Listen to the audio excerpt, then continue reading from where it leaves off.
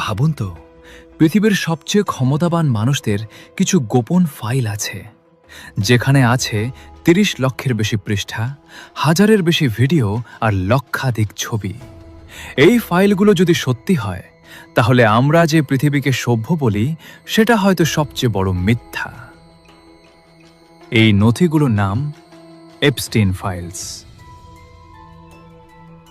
Epstein files আসলে কি? Epstein files বলতে বোঝানো হয় কিছু লিক হওয়া নথি, আদালতের দলিল, সাক্ষ্য ও তদন্ত সংক্রান্ত তথ্য, যেগুলো ঘিরে আছে একজন ফাইন্যান্সার জেফ্রি এপস্টিন। এই নথিগুলোতে উঠে এসেছে কিভাবে প্রভাবশালী মানুষদের জন্য গোপন নেটওয়ার্ক, গোপন ভ্রমণ আর গোপন পার্টি পরিচালিত হতো, যেখানে গুরুতর অপরাধের অভিযোগ রয়েছে। প্রশ্ন হল, একজন মানুষ এত ক্ষমতা পেল কিভাবে?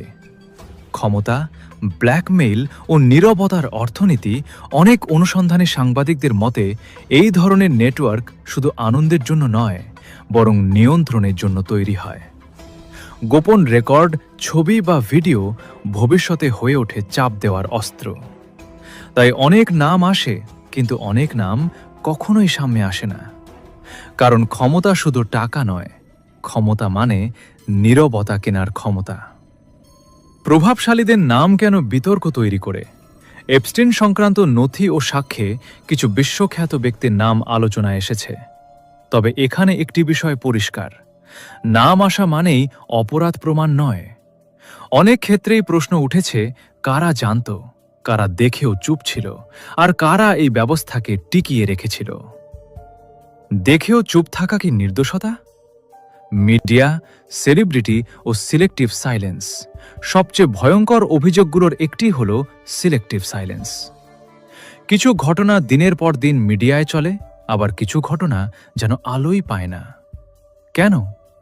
কারণ অভিযুক্তদের কেউ কেউ মিডিয়া, বিনোদন জগৎ কিংবা রাজনৈতিক ক্ষমতার খুব কাছাকাছি। ক্যামেরা সব দেখে, কিন্তু সব দেখায় না। সভ্যতা বনাম বাস্তবতা। আমাদের বলা হয় পশ্চিমা বিশ্ব মানেই স্বাধীনতা, মানবাধিকার, সভ্যতা। কিন্তু এপস্টিন ফাইলসকে ঘিরে যে প্রশ্নগুলো উঠেছে তা আমাদের বাধ্য করে ভাবতে, স্বাধীনতার গল্প কি কখনো কখনো সবচেয়ে দুর্বলদের উপর চাপানো হয়? সভ্যতার আসল দামটা দেয় কে? কেন সব নথি এখনো প্রকাশ হয়নি? অনেক গবেষকের দাবি, এপস্টিনের মতো ঘটনা একা নয়, হয়তো আরও নথি আছে যেগুলো এখনো প্রকাশ পায়নি। প্রশ্ন হলো, সেগুলো প্রকাশ পাবে কবে?